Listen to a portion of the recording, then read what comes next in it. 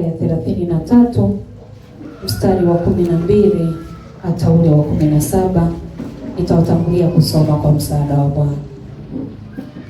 Musa akamwambia Bwana, angalia, wewe waniambia wachukue watu hawa, nawe ukunijulisha ni nani utakayemtuma pamoja nao.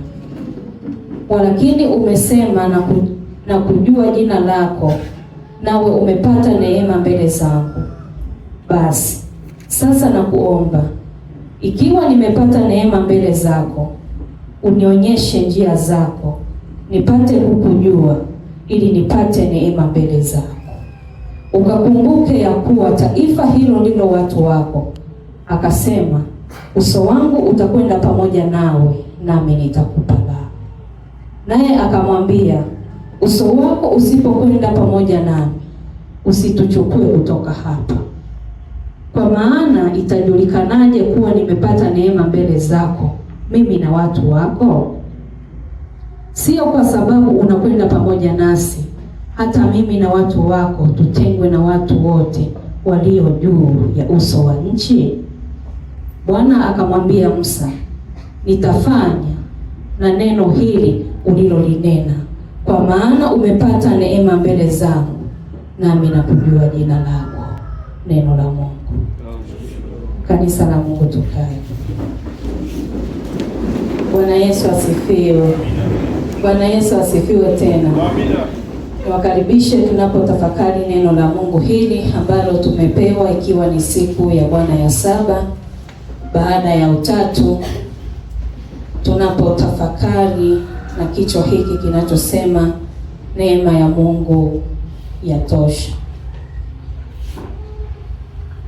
Katika tafakari nikawa najiuliza, ni namna gani huyu Mungu anatupenda upeo. Namna tulivyo ni neema ya Mungu wapendwa.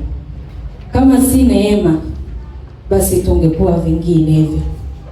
Lakini kwa sababu mkono wa Mungu unaotubeba, ndio maana tunaweza tukawa tunaonekana tofauti, lakini bado neema ya Mungu juu ya maisha yetu ni kubwa mno. Na katika kutafakari somo hili la Kutoka sura ya 33, ni mwendelezo kutoka sura ya 32 ambayo imebeba mgogoro mkubwa kati ya Mungu na wana wa Israeli baada ya dhambi ya kutengana, kuabudu Mungu wa kweli na kutengeneza ndama wa dhahabu na kuanza kumwabudu. Wakati Musa na Yoshua wameenda mlimani kupokea sheria za Mungu, watu wanaanza kumshawishi Haruni kwamba watengeneze ndama ambayo ilikuwa ni miungu. Na kweli watu wakamshawishi Haruni, Haruni naye akawakubalia. Ushawishi wa watu ukawa juu yake, wakakubali mawazo yao, wakatengeneza ndama wa dhahabu na kuanza kumwabudu. Mungu anaghadhibika na anaumia juu ya mioyo ya watu wale kukubali na kumshawishi kiongozi wao ambaye alikuwa nao na kuanza kuabudu miungu mingine.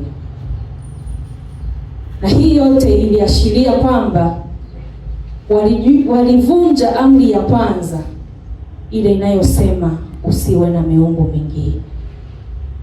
Lakini wao kwa sababu walishawishika na kumshawishi Haruni akakubali, wakatengeneza ndama ya dhahabu. Wakaona kweli hii ndama inaweza ikatuvusha. Wakasahau ile sauti ya Mungu ya kwanza aliyowaambia, nitawalinda na nitawaongoza katika nchi hii. Kwa hiyo wao wakavunja ile amri ya kwanza kwa kumwacha Mungu kwa ajili ya miungu mingine.